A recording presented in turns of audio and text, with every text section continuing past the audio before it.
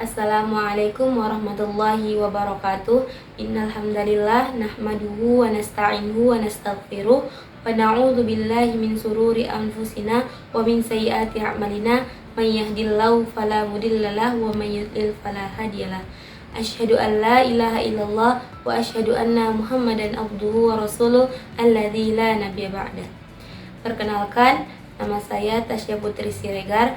Saya dari kelas 2C dengan NIM 2307015029.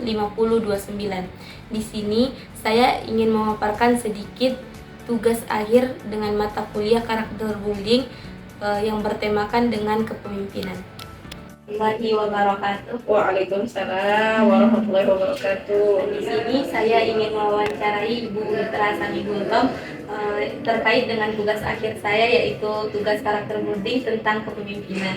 Ibu, saya ingin bertanya, bagaimana kabarnya? Alhamdulillah sehat. Ibu, saya izin bertanya berkaitan tentang kepemimpinan Ibu. Yang pertama saya ingin bertanya, bagaimana sih menurut Ibu, apa sih kepemimpinan itu? Kepemimpinan itu adalah yang menentukan arah tujuan dari sebuah gerakan, dari sebuah organisasi, dari sebuah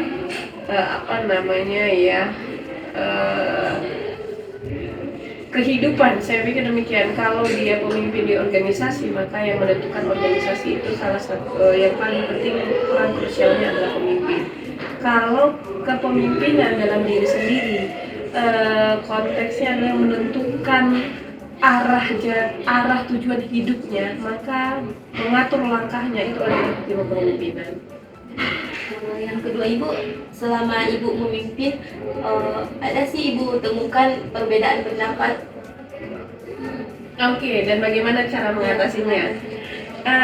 Teman-teman, terkait dengan perbedaan pendapat, maka itu hal yang lumrah dan hal yang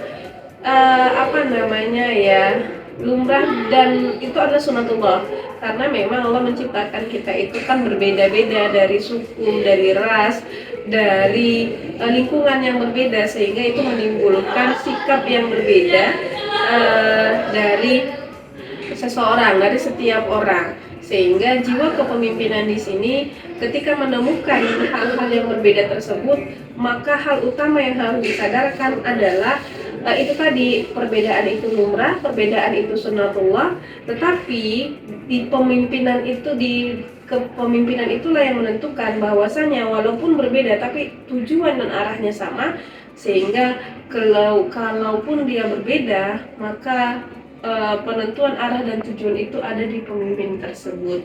Sehingga bagaimana cara mengatasinya kalau ada orang yang berbeda-beda, maka komunikasi yang paling penting gitu. Jadi kan Bu, kita ini sebagai mahasiswa ya, jadi saya ingin bertanya, bagaimana sih Bu kita sebagai mahasiswa kelak akan menjadi pemimpin Bu? Bagaimana cara kita agar bisa menjadi pemimpin yang baik buat diri kita, buat keluarga kita suatu kapan? Oke, nah bagi mahasiswa, bagi teman-teman mahasiswa, apa yang paling penting yang ditanamkan untuk menjadi pemimpin di masa yang akan datang? Yang pertama, sadar bahwasanya hidup ini adalah penuh perbedaan, penuh sehingga banyak berbeda, dan otomatis kita banyak belajar.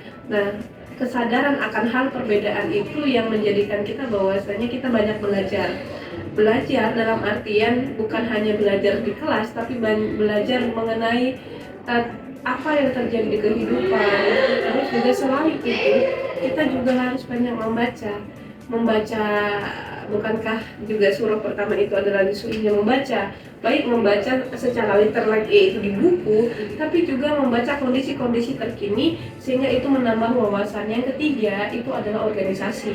Nah, organisasi ini adalah salah satu wadah yang disiapkan untuk mahasiswa untuk menumbuh kembangkan jiwa kepemimpinan itu, karena itu penting sekali, karena di dalam organisasi akan ketemu banyak orang, banyak kegiatan yang nanti akan bisa belajar di dalamnya bagaimana mengorganize atau mengatur kegiatan, mengatur orang. Nah, itu penting sekali. Dan yang ketiga, terakhir itu adalah